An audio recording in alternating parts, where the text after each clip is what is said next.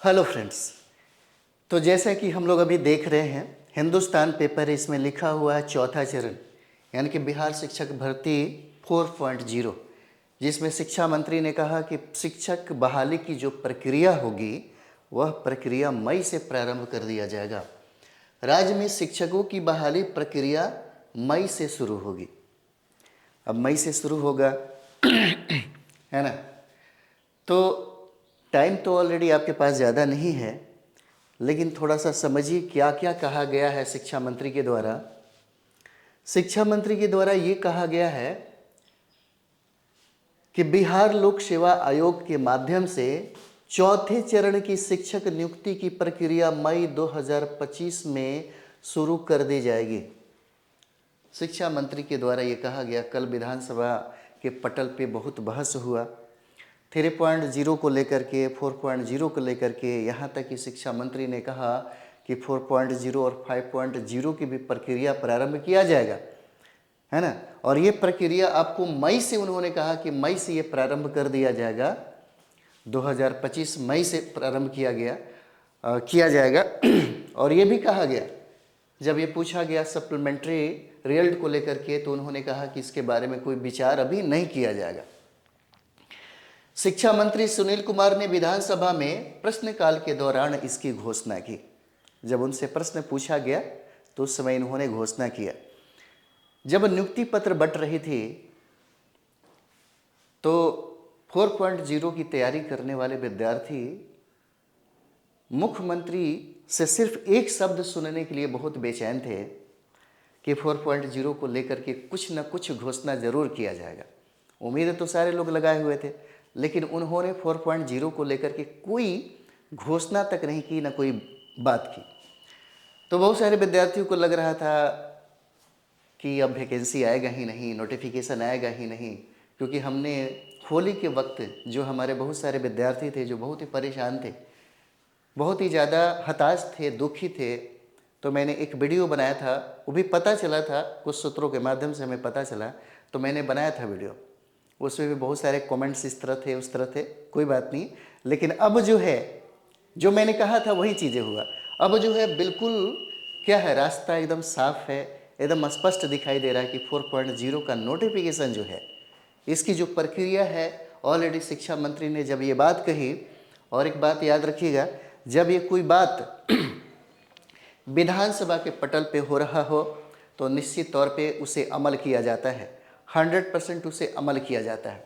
और ये प्रश्नकाल के दौरान शिक्षा मंत्री के द्वारा ये घोषणा किया गया कि 4.0 की प्रक्रिया जो है वो मई से प्रारंभ कर दिया जाएगा, टाइम अब नहीं रहेगा। उन्होंने यह भी कहा कि तीसरे चरण में खाली रह गए पदों को भी चौथे चरण की नियुक्ति में शामिल कर दिया जाएगा। क्योंकि 3.0 में एक कुछ सीटें थी, मतलब बहुत सीटें हैं, 21,000 प्लस सीटें थी, उन सारे जो रिक्त रह गए, और भी बहुत सारी चीज़ें सीटें खाली हो गई। जैसे कई विद्यार्थी 2-3 में डाल दिए हैं, तो एक ही जगह वो ज्वाइन करेंगे, तो कुछ सीटें खाली हो जाएगी। उन सारे सीटों को, जब रिक्त बचेगा, उन सारे सीटों को डाला जाएगा चौथे चरण में। और साथ ही अन्य रिक्त पदों की गणना शिक्षा विभाग करेगा। इसके बाद शिक्षक नियुक्ति का 5वां चरण भी होगा। चौथा चरण तो होगा ही होगा, चौथा चरण तो बिल्कुल क्लियर कर दिया गया है। लेकिन आपको हम बताते हैं, आप अपने आप को इस तरह बनाइए, इस तरह तैयार कीजिए कि 4.0 में ही आपका सिलेक्शन हो जाए। 5.0 को लेकर के पता नहीं क्या हो जाए, ये कोई नहीं जानता, है ना। 4.0 में जितना एनर्जी और जितना ताकत लगाना है, जिस तरीके से आपको अपनी तैयारी करना है, पूरा फोर्स लगाइए, पूरा एनर्जी लगाइए, ताकि आपका सिलेक्शन हो जाए। सिलेक्शन हो जाएगा, इस तरीके से आप अपना स्टडी, अपना स्ट्रेटजी, अपना रणनीति और अपना स्मार्ट स्टडी करिए, ताकि आपका सिलेक्शन हो। 5.0 में क्या है, कब होगा, ये कोई नहीं जानता। लेकिन हाँ, एक चीज़ तो तय कर दिया गया कि शिक्षा मंत्री ने ये कहा कि 4.0 के बाद मतलब 5.0 की प्रक्रिया भी प्रारंभ किया जाएगा। शिक्षा मंत्री ने मंगलवार को अरुण कुमार के सवाल पर यह जानकारी दी, और अपने जवाब के दौरान उन्होंने तीसरे चरण की नियुक्ति में बिहार लोक सेवा आयोग के पूरक रिजल्ट को लेकर के भी स्थिति स्पष्ट की। उन्होंने कहा कि तीसरे चरण की नियुक्ति के तहत सप्लीमेंट्री रिजल्ट जारी करने पर तत्काल कोई विचार नहीं है। अरुण कुमार ने पद खाली रह जाने का हवाला देते हुए पूरक परिणाम जारी करने की मांग की थी। इसी के जवाब में उन्होंने कहा कि सप्लीमेंट्री रिजल्ट को लेकर के तत्काल कोई विचार नहीं है। तो अब अगर हम लोग बात करें कि यदि नोटिफिकेशन मई में देता है, मैंने कई महीने पहले भी ये बात कहा था कि नोटिफिकेशन देने में हो सकता है थोड़ा देरी करे, लेकिन एग्ज़ाम लेने में देरी नहीं करेगा। यह बीपीएससी का फंडा है। हो सकता है नोटिफिकेशन में आपको लेट हो रहा हो, और लेट हो रहा है तो सबसे अच्छा तरीका क्या है कि आपकी जो तैयारी है वो बहुत बढ़िया हो जाएगा। 4.0 में सारे लोगों का इच्छा है, सारे लोगों का अंतिम चाहत है कि 4.0 में सिलेक्शन हो। तो बहुत अच्छा मौका आपको मिला है, कम से कम 3-4 महीने का जो मौका मिला है आपको, इसमें बहुत बढ़िया तरीके से तैयारी कर सकते हैं। इसमें यह भी कहा जा रहा है कि इस बार जो वैकेंसी आ रहा है उसमें पीआरटी की संख्या सबसे ज़्यादा देखने को मिलेगा। अब पीआरटी की संख्या सबसे ज़्यादा देखने को मिलेगा तो इसमें यह भी कहा जा रहा है कि सबसे ज़्यादा अप्लाई करने वालों की संख्या भी सबसे ज़्यादा होगा पीआरटी में। आयोग तो कुछ महीने पहले ये बात कहा था। देखिए, सब प्रायोजित होता है, अचानक कुछ भी नहीं होता। ये सब पहले से प्रायोजित होता है कि इस समय में हम नोटिफिकेशन देंगे, इस समय एग्ज़ाम ले लेंगे। तो जैसे ही आपको 1 महीने का टाइम आपको मिलेगा फॉर्म अप्लाई करने का, और जैसे ही 1 महीना ख़त्म, दूसरे महीने में आपका एग्ज़ाम ले लिया जाएगा। ये तो तय है, और ऐसा ही बीपीएससी करेगा ही करेगा।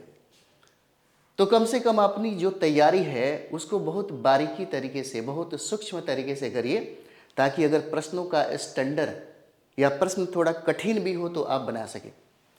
क्योंकि ऑलरेडी पहले बीपीएससी आपको हिदायत दिया है, आईना दिखाया है कि इस बार का 4.0 का जो पीआरटी का जो पेपर होगा वह 3.0 की अपेक्षा थोड़ा कठिन होगा। आप लोग पेपर पढ़े होंगे जिसमें बीपीएससी के द्वारा ये सुझाव दिया गया था। ये कहा गया था कि इस बार का जो एग्ज़ाम होगा पीआरटी का, खास करके 1 to 5 है ना, 1 to 5 का पीआरटी का, क्योंकि इस बार पीआरटी में विद्यार्थियों की संख्या सबसे ज़्यादा बढ़ेगी कि एनआईओएसओ वालों को भी मौका दिया गया है, उनकी भी संख्या, उनकी भी तादाद बहुत ज़्यादा है। वो लोग भी पूरी जोर शोर से अपनी तैयारी में लगे हुए हैं। और सबसे बड़ी बात यह है कि पीआरटी का सिलेबस बहुत बड़ा नहीं है। पीआरटी का सिलेबस देखिए, या 6 to 8 या कोई भी बीपीएससी के द्वारा 6 to 8, 9, 10, 11, 12 जो भी आपके सिलेबस है, बहुत ही बेहतरीन सिलेबस बनाया गया है। इस सिलेबस को कंप्लीट करने के बाद अगर आप बहुत बढ़िया तरीके से रिवाइज करते हैं, अगर आप उसका प्रैक्टिस करते हैं, टॉपिक वाइज प्रैक्टिस करते हैं, तो समझिए कि आपको कोई तकलीफ नहीं होगा, कोई दिक्कत नहीं होगा। जैसे हम लोग एक होमवर्क सीरीज स्टार्ट किए हैं, होमवर्क सीरीज में हमने कोशिश किया है कि टेस्ट सीरीज के माध्यम से आपको सफलता की तरफ ले जाया जाए। हमने इसमें ये कोशिश किया है कि टॉपिक वाइज टॉपिक जो आपसे होमवर्क सीरीज कराते हैं, जो हमारी टीम के माध्यम से, मेरे माध्यम से जो आपके सब्जेक्ट को स्ट्रॉन्ग कराया जाता है, विगत वर्षों में जितने भी सवाल पूछे गए हैं या जो भी 4.0 के लिए संभावित प्रश्न बन रहे हैं, उस टॉपिक पे ज़्यादा फोकस किया जा रहा है, ताकि एग्ज़ाम हॉल में जाने के बाद आपको कन्फ्यूजन ना हो, आपके प्रश्न ज़्यादा बने। और सबसे महत्वपूर्ण बात यह है कि हमारा एक मकसद है कि कम से कम आपका कट ऑफ पार हो, स्कोर आए आपका। अगर 120 प्रश्न पीआरटी में पूछता है तो कम से कम आपका 90+ पार हो जाना चाहिए। अगर ऐसे तरीके से, इस तरीके से अगर आप पढ़ाई करते हैं तो मुझे लगता है कि आपको ज़्यादा दिक्कत नहीं होगा। लेकिन इसके लिए आपको सबसे ज़्यादा मेहनत करना पड़ेगा, सेल्फ स्टडी करना पड़ेगा।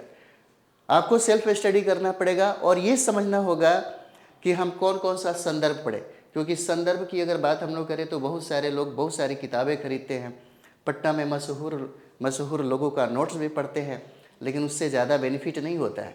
टीचर की एग्ज़ाम के लिए बहुत बीपीएससी ने बहुत बारीकी से अपना सिलेबस कंप्लीट किया है, और कंप्लीट करने के बाद आपको दिया सिलेबस कि इस सिलेबस से ही, यही सिलेबस से ही प्रश्न पूछा जाएगा।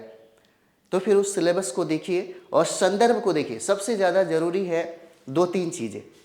दुनिया का किसी भी कंपटीशन को फाइट करने के लिए बस 3 चीज़ों का होना ज़्यादा ज़रूरी है।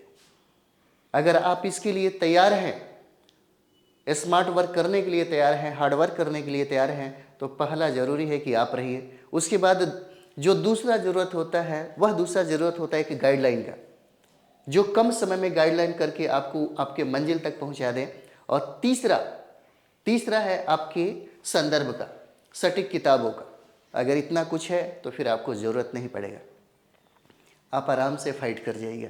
तो इसलिए आप यहाँ पर देख ही रहे होंगे, ये जो प्रक्रिया है ना, जो चौथे चरण की बात की जा रही है, टाइम बिल्कुल नहीं है, मार्च ऐसे भी ख़त्म हो गया है ना। और एक बात और भी बता दें आपको, ए स्टेट का एग्ज़ाम लिया जाएगा।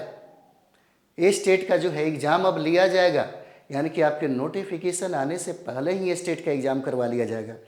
वो विद्यार्थी जो फाइट करेंगे उनको मौका मिलेगा 4.0 में बैठने का, तो संख्या ज़्यादा बढ़ने वाली है। और आपका जो परीक्षा है पहले की अपेक्षा थोड़ा सा टफ होगा, इसलिए आप अपनी तैयारी जो है बहुत मजबूत तरीके से रखिए। तो चलिए हम लोग मिलते हैं नेक्स्ट वीडियो में। थैंक यू वेरी मच आप सभी लोग।